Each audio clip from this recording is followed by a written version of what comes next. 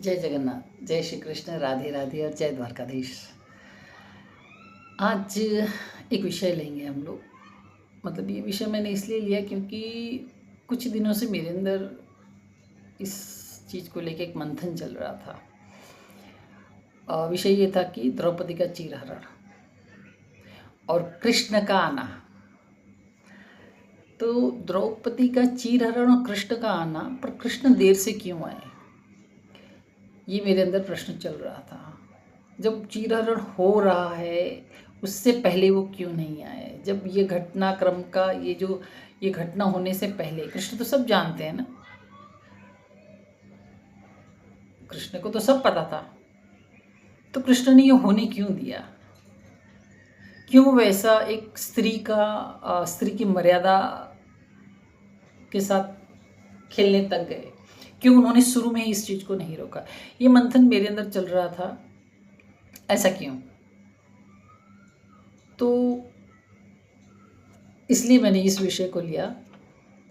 और घटना सब जानते ही हैं कि द्रौपदी का चीरहरण हुआ। दुशासन उसे दुर्योधन के आदेश पर भरी सभा में बालों के साथ घसीटते हुए आया। ये हम लोगों ने अपने महाभारत में के सीरियल्स भी देखे हैं, उसमें भी है, पढ़े हैं, सुने हैं, देखे हैं, तो ये सबको पता है। इसमें कुछ ज़्यादा बताने की आवश्यकता नहीं। तो वो घसीटता हुआ बालों के साथ द्रौपदी को लेके आता है भरी सभा में, जहाँ कुरुवंश के सब बैठे होते हैं, जहाँ कुरुवंश के सबसे बड़े वटवृक्ष जिसे कहते हैं पितामह भीष्म, स्वयं धृतराष्ट्र, जो कुरुवंश के पांडु के बड़े भाई भी थे और हस्तिनापुर के राजा भी थे, जो कुलगुरु थे, कृपाचार्य द्रोण बैठे थे, गुरु द्रोण बैठे थे, विदुर जी बैठे थे, वहाँ स्वयं पांडव, पांचों पांडव शक्तिशाली स्वयं बैठे थे, जहाँ और भी कई पावरफुल ऊर्जाएं वहाँ बैठी थी उस परिवार की। तो उनमें से कोई भी इस चीज़ को रोक क्यों नहीं पाया? ऐसा क्यों था? तो ये मंथन मेरे अंदर चल रहा था। तो अंत में मैं ये तो नहीं कहती कि मेरा मतलब मेरे अंदर जो जवाब आया उससे मैं संतुष्ट हूँ, फिर भी मैं इसे आप लोगों के साथ शेयर कर रही हूँ। शायद मुझसे बेहतर कोई इस बारे में मुझे बता सके और कमेंट में लिख सके। तो मेरे अंदर ये जवाब आया कि द्रौपदी को जब लेके आते तब द्रौपदी भीष्म से मदद मांगती है, धृतराष्ट्र मांगती है, वहाँ बैठे गुरु से स्वयं पांडवों से भी मांगती है, दुर्योधन को, कर्ण को बहुत भला बुरा भी कहती है, मतलब इस घटना को रोकने का बहुत प्रयास करती है वो, कि ये घटना ना घटे। इस घटना को रोकने के लिए वो भरपूर प्रयास करती है, पर वो रोक नहीं पाती है। उसका वो चीरहरण होता ही है भरी सभा में। लेकिन प्रश्न ये था कि कृष्ण कहाँ थे, माधव कहाँ थे, गोविंद कहाँ थे, जगत के पालनहार कहाँ थे, जो गोवर्धन, एक छोटी सी उंगली में गोवर्धन उठा लिए थे, वो कृष्ण कहाँ थे? इस घटना को क्यों नहीं रोक पाए? वो तो सखा थे द्रौपदी के, द्रौपदी तो उन्हें सखा ही कहती थी, वो तो सखा थे, तो वो क्यों नहीं रोक पाए?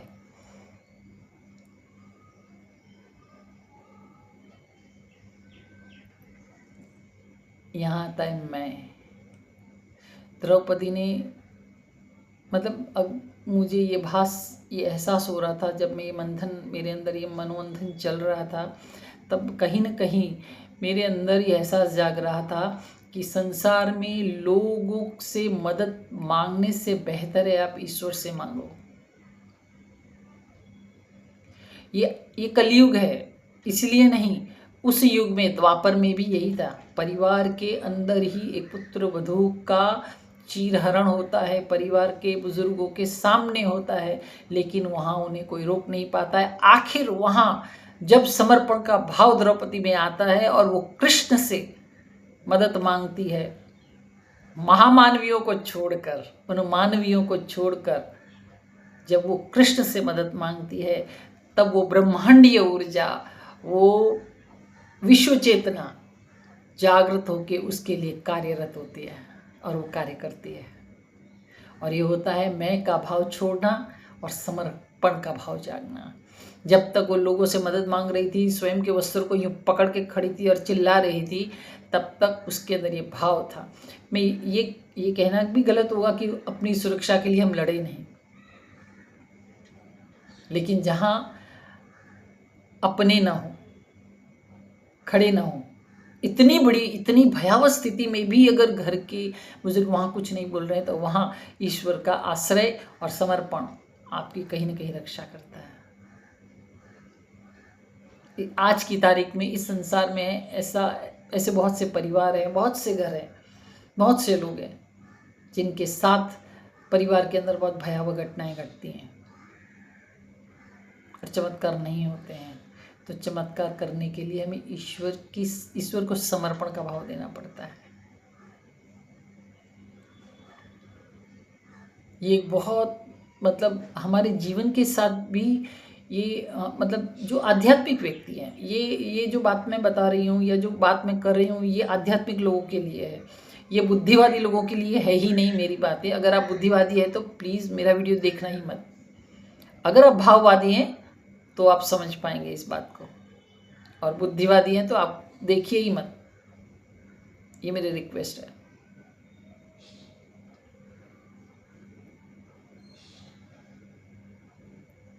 इतना सुंदर जब द्रौपदी यूं से यूं हो गई, तब कृष्ण वस्त्र भेजते हैं और दुर्योधन दुशासन खींचते थक जाता है। हमारे यहाँ कहते हैं 999 चीर।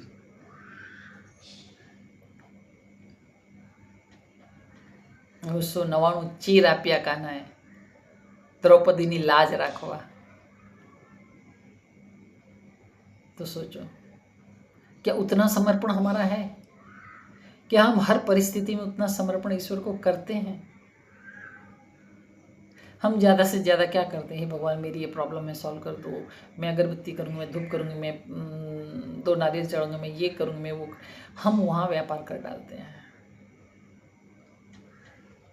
लेकिन वहाँ हम ईश्वर पर छोड़ते नहीं हैं कि तू जो करेगा अब तू ही देख ले, अब सब कुछ तेरे हाथ में, अब मेरी लाज गई तो तेरी भी गई, तू ही देख ले।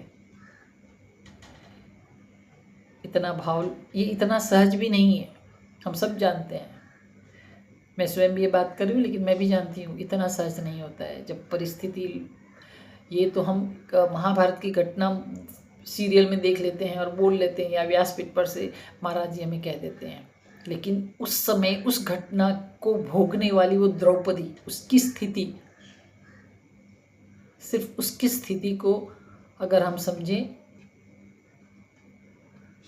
तो कितनी भयावह थी वो स्थिति।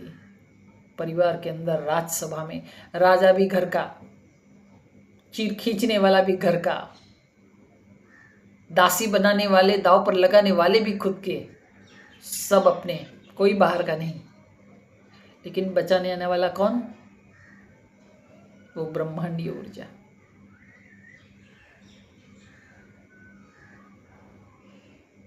इसलिए जो हम कहते हैं ना, ये घटना मेरी निकालने की वजह ये थी, ये इस पर मैंने मनोमंथन इसलिए किया कि मेरी एक मित्र है, मतलब फ्रेंड है, उसको थोड़ा प्रॉब्लम चल रही है। तो उसने कहा कि भगवान चमत्कार करते हैं, किसने देखा है, कब करता है, क्यों कहाँ करता है? मैंने तो नहीं देखा।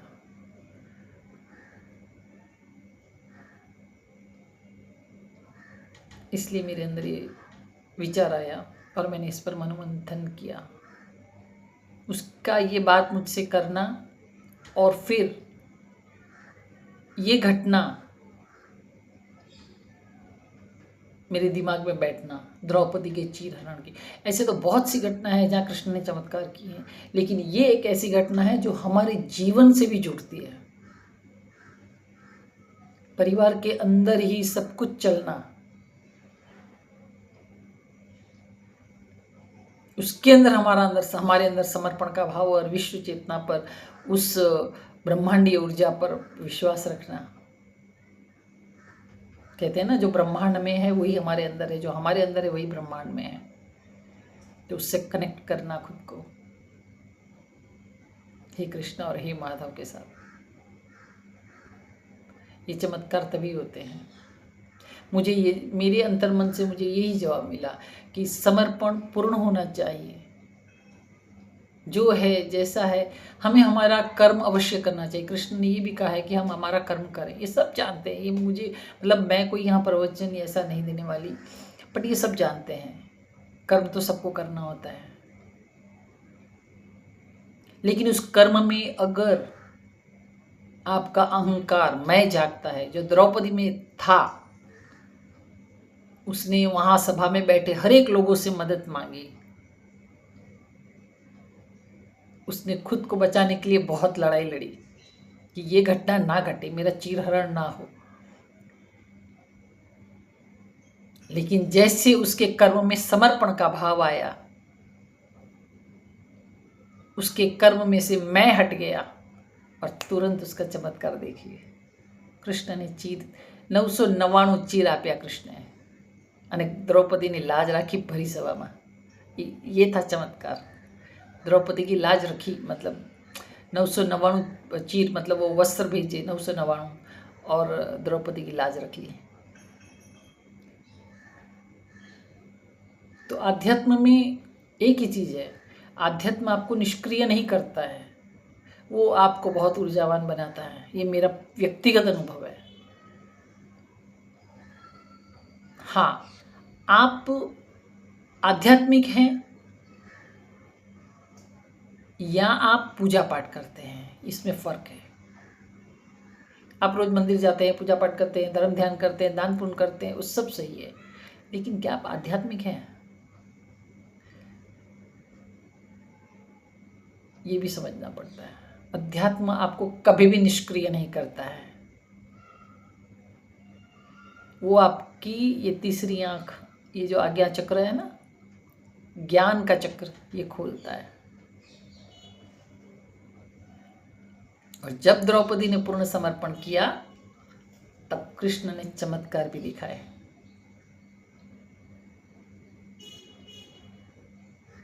इसलिए कहीं न कहीं हमारे जीवन में जो कमी हम लोग देखते हैं ना भाई, उसके लिए तो भगवान खड़े थे, वो तो खास थे, द्रौपदी थी, वो तो पांडव थे, ऐसा नहीं होता है। हमारे अंदर भी वो ऊर्जाएं हैं, हमारे अंदर ही वो शक्तियां हैं, बस हमारे भाव में भेद है। हम कहीं न कहीं हमारे मैं के साथ, हम कहते हैं ना, हमने तो किसी का बुरा ही नहीं किया, फिर हमारा भैया यही तो मैं है, मैंने किसी का बुरा नहीं किया, मैं क्यों? ये बहुत बड़ा खेल है, इसे समझने के लिए पता नहीं कितने जन्म निकल जाते हैं। मैंने तो बस एक अपने मन में जो मेरे अंदर जो बात आई, उसको आप लोगों के साथ शेयर किया। मैं कोई ज़्यादा पूजा पाठ नहीं करती हूँ, मैं मतलब मैं नॉर्मल हूँ, नॉर्मल इंसानों की तरह जीती हूँ, खाती पीती हूँ, मौज करती हूँ, मज़े करती हूँ। पर हाँ, मुझे पुस्तकें पढ़ने का शौक़ है, इसकी वजह से मेरे अंदर ये विचार आया और मेरी दोस्त की ये बात पर मेरा ध्यान इस चीज़ पर गया कि भगवान कहाँ हमारे लिए चमत्कार करते हैं। तो चमत्कार ना होने की वजह भी ये भी हो सकती है ना।